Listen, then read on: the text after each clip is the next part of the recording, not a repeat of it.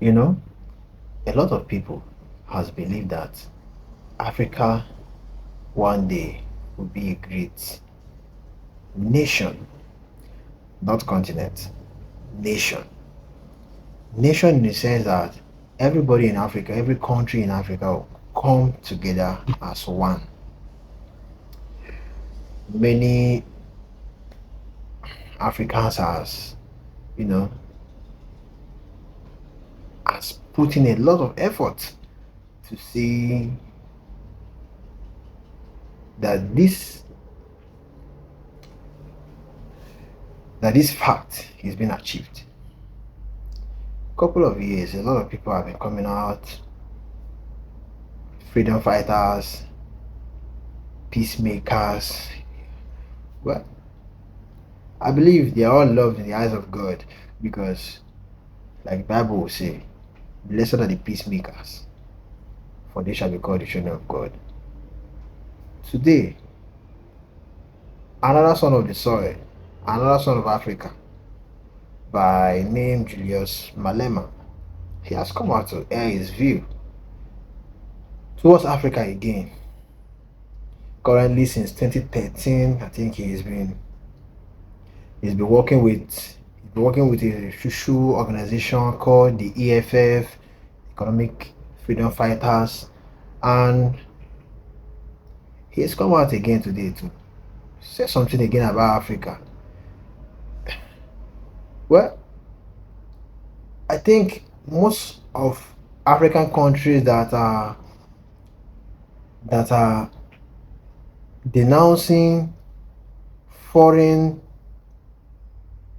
ethics as their own, countries like Mali, Burkina Faso, as like for example, yes, Mali dropped and France dropped speaking French as their official language, which is I still see as is not bad, but and also things happening in we saw what's happening in Nigeria currently, a lot of things.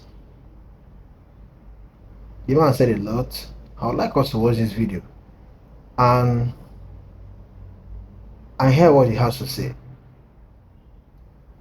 Like, subscribe, and also comment your opinion in the comment section. Africa will be great again, I believe. The Western countries cannot live without African continent, using our fellow African brothers to destroy ourselves. We want peace in Mali and welcome the dropping of French as an official language in Mali. That is one progressive movement. Doesn't mean French cannot be spoken, but to say we have conquered the imperialists and colonizers and continue to have their languages as official languages is self-imprisonment. We call for peace in the land of Thomas Sankara of Burkina Faso, who paid the price of his own blood by the coup orchestrated by the Western. We call for peace in Sudan and reconciliation of the Sudanese people. We are tired to see the silence of the international community towards the continuous bloodshed in the eastern DRC. The Western countries supporting some neighboring countries in DRC to destabilize the eastern DRC. We shouldn't find it exciting that African countries can fight amongst themselves with ease, especially fighting around territorial expansions. Africa is one country, it's not even a continent. These borders we see and we experience here in our continent were imposed on us by the imperialists. No African brother should derive pleasure out of killing other African people. We say this because we are advocating for one Africa with one currency, with one legislature, with one military and one president, because we believe that these small pockets of countries are the ones that make international communities undermine Africa. Just imagine one president of Russia or America calling all the presidents of all countries to their countries to be addressed by one president. We see that as belittling and undermining our continent. We believe that if we have one currency based on our mineral and natural resources, it will be one such a strong currency, and it will place Africa firmly on international table. Here in South Africa, you must be rest assured that next year we're going to elections and we're going to take power. And there is no coalition that is going to be formed because the EFF is going to be a government alone. We require no one to come and be part of us because the ANC is corrupt to the core and cannot be salvaged. DA is racist to the core and cannot be helped. And the rest of other political formations are formed by multinational companies to protect their interests in this country.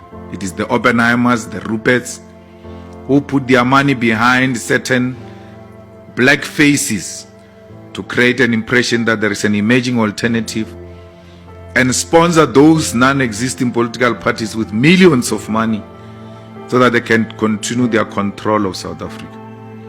The EFF, since its formation, has never dropped. It is the only organization in South Africa that has been growing. And even the latest research shows that the EFF has surpassed the ANC in the Western Cape and in many other provinces of South Africa. So you can be rest assured, you are not talking to a government in waiting here today.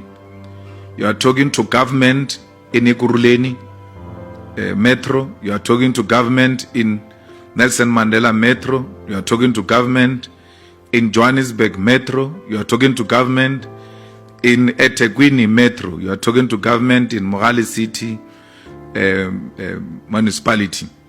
So when we say to you that we are taking over government next year, it's not a rhetorical question. It is a clear declaration based on a scientific research conducted by people who are not aligned to the EFF.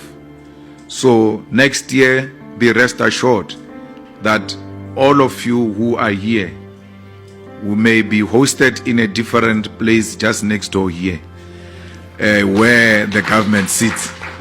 Stop this thing of taking out our clean energy, our clean coal to outside countries and leaving us here with a dirty coal and being told we are polluting. The pollution, whether it happens in China, whether it happens in the UK, whether it happens in Germany, whether it happens in the USA, is going to affect us even here in South Africa. So why is there a story that we must not use coal in South Africa, yet we see tons, millions and millions of tons being taken out of South Africa? Where are they going? The story should not be